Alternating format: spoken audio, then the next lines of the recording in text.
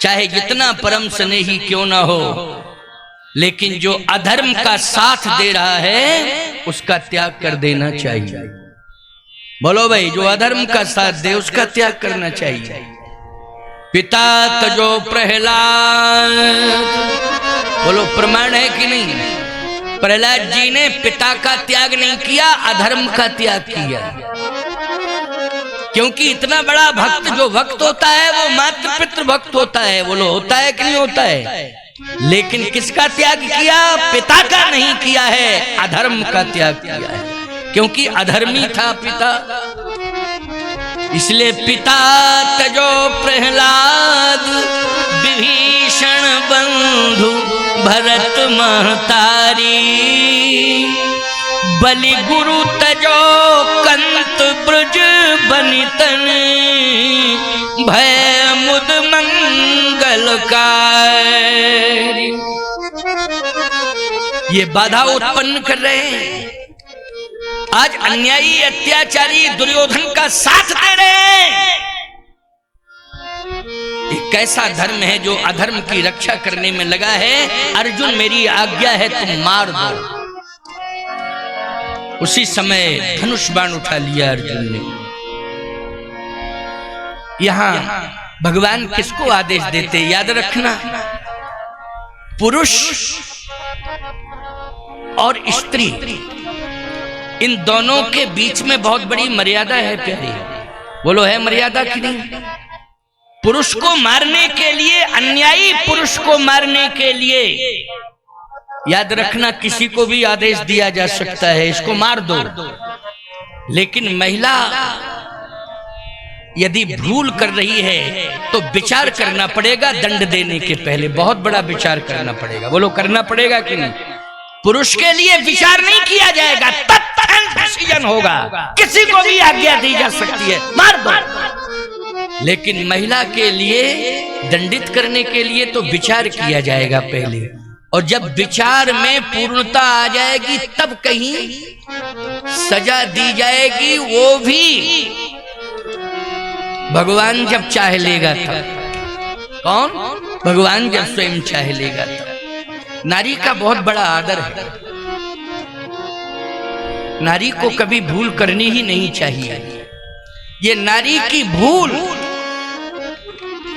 भारतीय संस्कृति और सनातन संस्कृति, सनातन धर्म एवं भारतीय संस्कृति के ऊपर बहुत बड़ा प्रहार होगा। नारी की भूल, बोलो होगा कि नहीं होगा? बहुत बड़ा प्रहार होगा। नारी का बहुत सम्मान है। सनातन धर्म ने सबसे ज्यादा सम्मान और सबसे प्रथम सम्मान वरीयता के क्रम में नारी को रखा है। पहला सम्मान दिया है। या देवी सर्वभूतेषु कृपा रूपेण संस्थिता, या देवी सर्वभूतेषु क्षमा रूपेण संस्थिता, या देवी सर्वभूतेषु शांति रूपेण संस्थिता, या देवी सर्वभूतेषु क्षमा रूपेण संस्थिता। नमस्तस्यै नमस्तस्यै नमस्तस्यै नमो नमः। कितना बड़ा सम्मान मिला नारी। इसलिए भूल करना ही नहीं चाहिए। सबसे पहले हम कथा से यही प्रेरणा लें कि हम अपने जीवन में भूल नहीं करेंगे।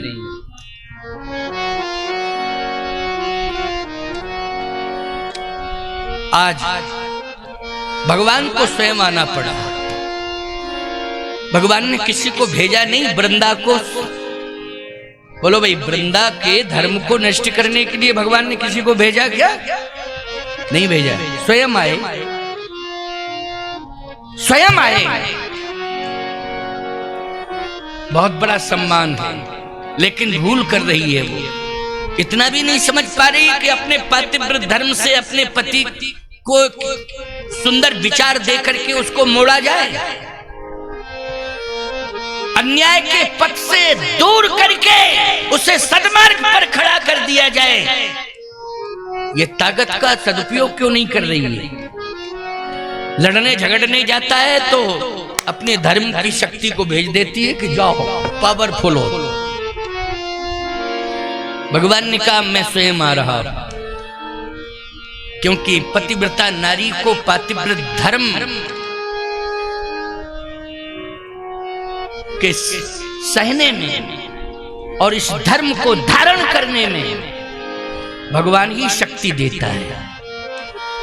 बोलो भाई, सामान्य बुद्धि वाली नारी पतिव्रता नहीं हो सकती है, लेकिन शक्ति कौन देता है? भगवान देता है। जब भगवान शक्ति दे देता है तभी पातिव्रत धर्म निभता है, बिना शक्ति के नहीं निभता है। भगवान जब शक्ति देता है, आज भगवान को ही आना पड़ा, मैंने शक्ति दी, आज दुरुपयोग कर रही है, जाओ मैं तेरी शक्ति को वापस लेता हूं, मैं शक्ति को वापस लेता हूं। देखो, कोई राजा बनता है तो राजा को शक्ति कौन देता है? राजा को शक्ति देता है परमात्मा। याद रखना, कौन सी शक्ति देता है परमात्मा? अर्थ देता है, धर्म देता है, काम और मोक्ष, ये चारों पदार्थ देता है। बोलो, देता है कि नहीं देता है? अर्थ, धर्म, काम और मोक्ष, और 4 नीतियां भी देता है। ये 4 फल भी देता है और 4 नीतियां देता है। कौन कौन? साम, दाम, दंड और भेद, ये भगवान ही देता है। 4 फल देता है और 4 नीतियां भी देता है। फल में कौन कौन हुए? अर्थ, धर्म, काम और मोक्ष, ये 4 फल। और नीतियों में 4 नीतियां, साम, दाम, दंड और भेद, ये 4 नीतियां। लेकिन जब दुरुपयोग करने लगता है राजा, तो भगवान फिर वापस भी ले लेते हैं। भगवान वापस लेते हैं। प्रमाण रामायण का है। रावण को भगवान ने सब कुछ दिया था। बोलो, दिया था। अर्थ इतना दिया था, इतना दिया था कि कनक कोट विचित्र मणिकृत सुंदरायतना घना, सोने की लंका, चारों तरफ आप निगाह से देखें तो सोना ही सोना। अच्छा, एक बात बताओ, रावण ने परिश्रम से सोना अर्जित किया था कि प्रारब्ध से मिल गया, भाग्य से मिल गया? और भाग्य विधाता कौन है? जल्दी बोलो। विधाता है ना भाग्य देने वाला, वो विधाता। सोने का महल, सोने की दीवारें, पूरा नगर ही सोने ही सोने का, पूरा नगर सोने का। ये दिया है धन। शक्ति, शक्ति तो इतनी दे डाली कि पर्वत ही उठाने लगा। बोलो भाई, पर्वत उठा सकता कोई? कितना ही बड़ा पहलवान हो, पर्वत उठाएगा? कहते नहीं है, पहाड़ से कुश्ती मत लड़ना, नहीं मरोगे। ये कहावत है ना, पहाड़ से मत टकराना, चाहे जितने ताकतवर हो, पहाड़ से मत टकराना। अच्छा, दूसरी बात और है, पहाड़ से मत टकराना और रेल के इंजन से भी मत टकराना, चाहे जितनी पहलवान। जिंदगी भर का काजू किशमिश 2 सेकंड में गायब हो जाएगा। क्यों भाई? हो जाएगा, चाहे जितने बड़े पहलवान हो। इसलिए पहाड़ से मत टकराना। लेकिन रावण पहाड़ से टकराया, उसने तो पहाड़ ही उठा लिया। कौतुक ही कैलाश में लीन से जाए उठाया, मनो तौल निज बाहुबल। बोलो भाई, भुजाओं से इतना प्रयोग किया शक्ति का कि कैलाश पर्वत उठा लिया और तौल रहा है। कितना भजन है इसमें, ऐसे ऐसे कर रहा, हिला रहा। पार्वती जी बोली, कौन है ये? कहे, नालायक चेला है, उसने हमारा घर का फाउंडेशन ही उखाड़ दिया पूरा। भाई, शंकर जी का निवास है ना कैलाश पर, और जब ऐसे ऐसे करेगा तो बोलो पर्वत हिलेगा कि नहीं हिलेगा? तो जब हिलेगा तो बैठे हैं शंकर जी पार्वती, और वो तमाशा कर रहा है, खेल कर रहा है। बोलो, है?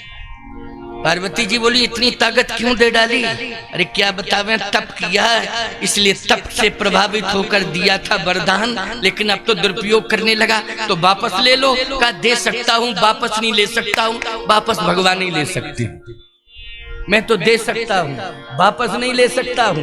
अच्छा, एक बात बताओ, भस्मासुर को वरदान दिया, वापस ले पाए?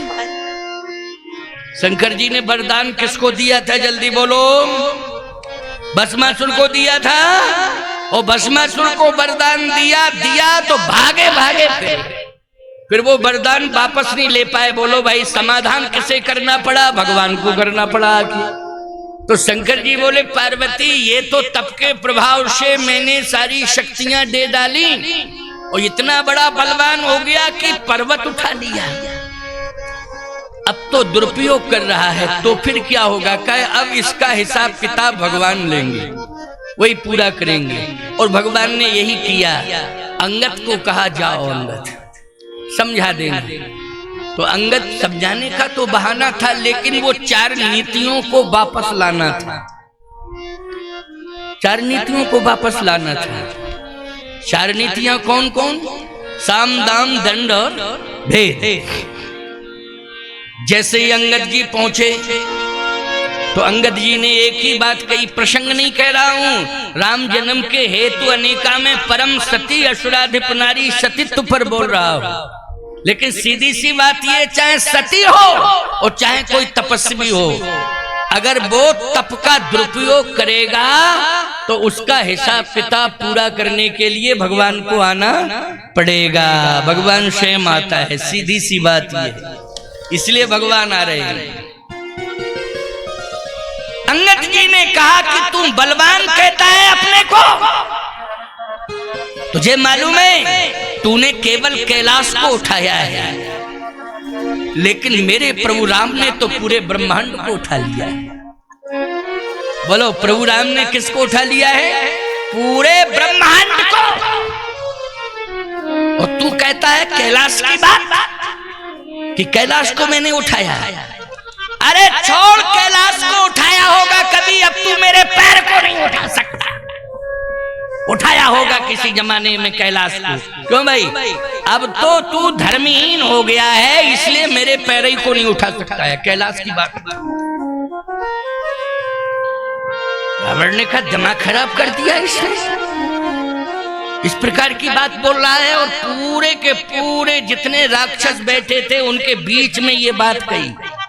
अकेले में कहता तो बात अलग है, लेकिन पूरे समाज के सामने कोई चैलेंज करे तो बोलो बर्दाश्त से बाहर। समाज के सामने कोई चैलेंज करे तो बर्दाश्त से बाहर। रावण के आंखों में क्रोध आ गया और दांत किटकिटाने लगा और कहा, अच्छा, दौड़ा रहा। अंगद ने कह दिया, जो मम चरण सके सठटारी, और फिर ही राम सीता में हारी। उनकी बात छोड़ो, यदि तुम मेरा ही पैर उठा दो तो राम जी अयोध्या वापस चले जाएंगे, सीता को हार के छोड़ के चले जाएंगे, हार मान लेंगे, हार मान लेंगे राम।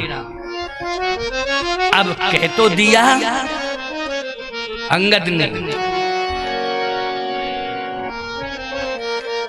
सीता जी ने कहा कि मुझे दांव पे लगा दिया, क्योंकि इतनी जोर से कहा कि पूरी लंका में सन्नाटा छा गया। सीता जी तक ये बात पहुंच गई, सीता जी तक ये बात पहुंच गई। सीता जी ने कहा, रे ऐसा आया दूत रामादल से कि मुझे ही दांव पर लगा दिया। आंसू गिर पड़े। किसके आंसू गिरे? जल्दी बोलो। सीता जी के आंसू गिरे। और जैसे ही आंसू गिरे तो पृथ्वी मां ने कहा, बेटी चिंता मत करो, आखिर पैर तो मेरे ऊपर रखे हैं, जब मैं छोड़ूंगी तब ना उठा पाएगा, जब मैं छोड़ूंगी नहीं तो उठाएगा। तू चिंता मत कर। इसलिए भूमि न छाड़त कपि चरण, पृथ्वी ने पैर पकड़ लिया अंगद का। और जब पृथ्वी ने पकड़ लिया तो पृथ्वी को उठाएगा रावण क्या? बोलो भाई। लेकिन एक बात सुन लो, पृथ्वी ने चरण तो पकड़ लिया है, लेकिन रावण का दुस्साहस, रावण जैसे ही आगे बढ़ा तो अंगद ने कहा, रुक रुक रुक रुक, एक मिनट एक मिनट, क्या बात है? देखो, तुम मेरा पैर तो उठा नहीं पाओगे, ये पक्की बात है, लेकिन हमारी एक मिनट की बात सुन लो, कहीं तुम्हारी विडंबना ना हो जाए, इसलिए मैं सोच रहा हूं तुम्हारी विडंबना बच जाए, तुम्हारी विडंबना बच जाए, विडंबना ना होने पावे। मेरी बात मानो। क्या? मेरे पैर पकड़ने से कोई फायदा नहीं है, मेरे स्वामी राम के पैर पकड़ लो तो फायदा ही फायदा है। ये पूरी लंका सदा सदा के लिए तुम्हारी हो जाएगी।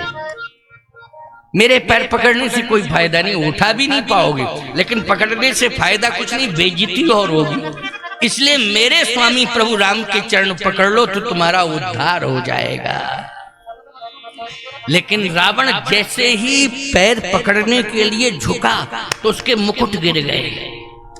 मुकुट थे ना, अच्छा जैसे सिर के ऊपर वजन हो और सिर झुकाओगे तो वजन नीचे गिर जाएगा कि नहीं गिरेगा, बोलो भाई। तो मुकुट रखे थे, जैसे ही नीचे सिर झुकाया तो मुकुट गिर गए। अब मुकुट गिर गए तो रावण का ये मुकुट तो किसी से कहा नहीं उठाओ उठाओ, खुद ही उठाने लगा। अंगद जी ने 4 मुकुट उठा के फेंक दिए। अब थे 10, 4 अंगद ने उठा के फेंक दिए, अब रह गए 6। रावण ने, अच्छा अब इतना कैसे कहें बुद्धिमान है, इतना मूर्ख है कि 6 मुकुट उसने 6 सिर पर रख लिए और 4 सिर बिना मुकुट के।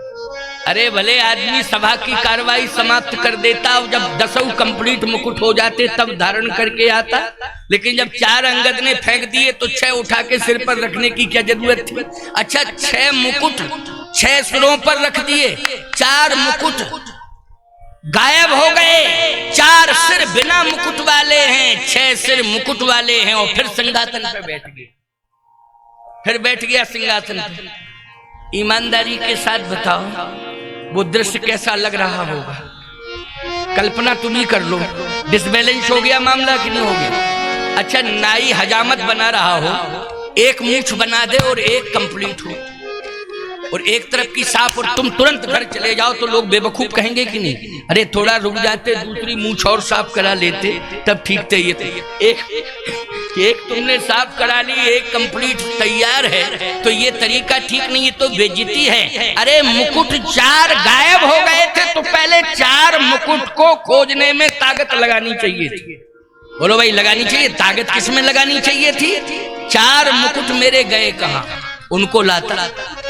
लेकिन नहीं, कहता है रावण हमें 4 की जरूरत इसलिए नहीं क्योंकि 6 हमारे पास, बहुमत तो हमारा ही है, बहुमत तो हमारा ही है, हमारे पास जो है 6 हैं और 4 कहीं चले जाएं हमें 4 से मतलब नहीं, 6 तो हैं हमारे पास। लेकिन 4 मुकुट नहीं थे वो। अंगद 5 भी भेज सकता था, अंगद 6 भी मुकुट भेज सकता था भगवान के पास, पूरे 10 के 10 मुकुट भेज सकता था, लेकिन नहीं। 4 का अर्थ है ये 4 नीतियां। ये 4 क्या है? नीतियां। अंगद ने 4 नीतियां भेजी हैं क्योंकि नीति विरुद्ध कार्य करने लगा रावण, इसलिए भगवान के द्वारा ये 4 नीतियां मिली थी। वापस भगवान के पास ही 4 नीतियां पहुंच गई। दुरुपयोग करोगे भगवान देता है, सदुपयोग करोगे सदा भगवान तुम्हारे साथ रहेगा। दुरुपयोग करोगे भगवान अपना दिया हुआ पावर अपने पास वापस बुला लेगा। इसका यही अर्थ है। प्रमाण क्या है? अंगद जी जब पहुंचे तो भगवान ने कहा क्यों? समझौता करने गए थे कि मुकुट हमारे पास भेज दिए, तुमने मुकुट फेंक दिए, तो मुकुट क्यों भेजे मेरे पास? अंगद जी बोले मुकुट नहीं है।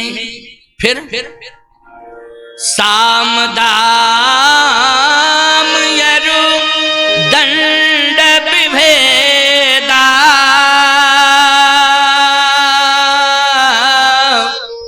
नृप उर बसत नाथ कह बेदा। ये साम दाम दंड भेद 4 नीतियां थी प्रभु, मैंने तो उन नीतियों को भेजा, तो मेरे पास क्यों भेजा? रावण के पास थी वो। इसलिए धर्महीन प्रभु पद विमुख काल विवश 10 शीस और तह पर हर गुण आए सुनहु कौशलाधीश। बोलो प्रमाण मिल गया कि नहीं मिल गया? तह पर हर गुण आए सुनहु कौशलाधीश। महाराज ये 4 नीतियां थी, साम दाम दंड भेद, दुरुपयोग किया है इसलिए आपके पास आ गई। तो दुरुपयोग चाहे संत हो, चाहे सती हो, चाहे कोई तपस्वी हो, चाहे राजा हो, अगर दुरुपयोग करेगा तो सारा का सारा पावर भगवान के पास वापस पहुंच जाएगा। इसलिए दुरुपयोग कभी करना नहीं चाहिए। संतों के पास तप का बहुत बड़ा प्रभाव होता है, लेकिन फिर भी संत सरल चित्त जगत हित जान स्वभाव स्नेह, सरल चित्त वाले होते हैं संत। पावर भले ही होता है लेकिन सरलता का त्याग नहीं करते हैं वो, और सरलता जीवन में रहती है तो अभिमान आता नहीं है। सरलता रहेगी तो अभिमान आएगा नहीं आएगा। इसलिए संत सरल चित्त जगत हित जान स्वभाव स्नेह। आज वृंदा ने दुरुपयोग किया है। किसका दुरुपयोग किया? पातिव्रत धर्म का। इसलिए मैं स्वयं जा रहा हूं। और जैसे भगवान आए तो छल कर टारेउता सुव्रत, छल पूर्वक उसका व्रत भंग किया। भगवान ने ऐसा क्यों किया? लक्ष्मी जी ने एक बात कही थी भगवान से कि हे प्रभु, आप पातिव्रत धर्म का हरण करने जा रहे हैं, हरण करने जा रहे हैं। ये जलंधर की पत्नी वृंदा के पातिव्रत धर्म का हरण करने जा रहे हैं। लेकिन नियम यह है कि जो जिसके साथ जैसा करता है उसके साथ भी वैसा ही होता है। कहीं मेरा हरण ना हो जाए।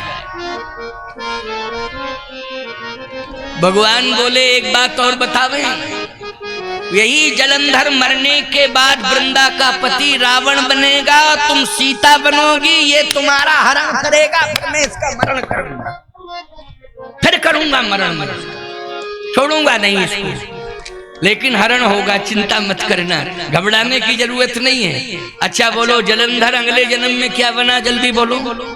एक कल्प में जलंधर रावण बना, बोलो बना कि नहीं बना? कल्प कल्प प्रतिप्रभु अवतरहि, चार चरित्र नाना विधि करहि। एक कल्प में जलंधर क्या बना? रावण बना। दूसरे कल्प में द्वारपाल हरि के प्रिय दो जय और विजय जान सब को, ये जय और विजय ये जाकर के क्या बने? बोले ये भी रावण बने, शाप के कारण जलंधर भी रावण बना। रावण बनने के बहुत सारे प्रमाण है। प्रतापभान भी अगले जन्म में क्या बना? बोलो भाई, सत्यकेतु का बेटा प्रतापभान क्या बना? रावण बना। एक बात और बतावे, प्रतापभान की बात आ गई है तो जरा सुन लो, थोड़ा सा सुन लो, क्योंकि जन्म के कई हेतु बता रहे हैं। जन्म तो कराना ही है और जन्म समय से ही होगा, चिंता मत करना। 4 बजे जन्म, 4 के पहले ही जन्म हो जाएगा। फिर थोड़ा जन्म के उपलक्ष्य में 1-2 बधाइयां हो जाएंगी, उत्सव है ना इसलिए। और आज जन्म के उपलक्ष्य में एक आपको नई प्रस्तुति भी दिलवाएंगे। ये हमारे समाधिया जी बैठे हैं ना, ये बहुत कलाकार हैं। ये आपको इस प्रकार से आकर्षित करेंगे 5 मिनट के लिए कि आप दंग रह जाएंगे। केवल हारमोनियम इनके हाथ में है और हारमोनियम को ये छोड़ देंगे और फिर इतने बाजे बजेंगे अपने आप ही कि आप कहोगे कि बाजे एक दिखाई नहीं दे रहे, बज कहां से रहे। तो बोलो ये आश्चर्य माना जाएगा कि नहीं? हैं? मुझे तो लगता है कि ये इंद्र के गंधर्व हैं क्या? गंधर्व तो यहाँ खुद बैठा है तबले पर, ये कैलाश समाधिया। वाह, शिव को भी समाधिया कहते हैं। शिव मानी समाधि लगाने वाला, उसको शिव कहते हैं। तो तुम शिव हो, ये कैलाश है, ये गंधर्व है। क्या बढ़िया युक्ति है, हैं? युक्ति कितनी अच्छी है, बहुत अच्छी संगत है। आओ सुनो, भगवान ने कहा कि मैं स्वयं जा रहा हूं, लक्ष्मी चिंता मत करना, वो तो लीला का विस्तार होना ही है। जैसे भगवान पहुंचे तो सबसे पहले जो पातिव्रत धर्म था, भगवान का युद्ध उसी से हुआ है, उसी से भगवान का युद्ध हुआ है। अच्छा बोलो भाई, धर्म धर्म दोनों आमने सामने आ गए कि नहीं आ गए? रामो विग्रहवान धर्मा, भगवान स्वयं धर्म है, लेकिन वृंदा का पातिव्रत धर्म, दोनों का आमने सामने युद्ध हुआ। छल कर टारेउता सुब्रत, प्रभु सुर कारज कीन, भगवान ने देवताओं का कार्य कर दिया, महात्माओं का भी कार्य होगा भगवान का अवतरण, क्योंकि वृंदा भगवान को श्राप देने वाली है। वृंदा को क्रोध आया और भगवान को श्राप दे दिया, जाओ तुम पत्थर हो जाओ। भगवान ने कहा अच्छा, पत्थर वाला श्राप अभी भी पावर का दुरुपयोग कर रही है, मैं पत्थर होना स्वीकार करता हूं। वृंदा ने कहा पत्थरों में भी काले पत्थर हो जाओ। भगवान ने कहा मैं ये भी स्वीकार करता हूं।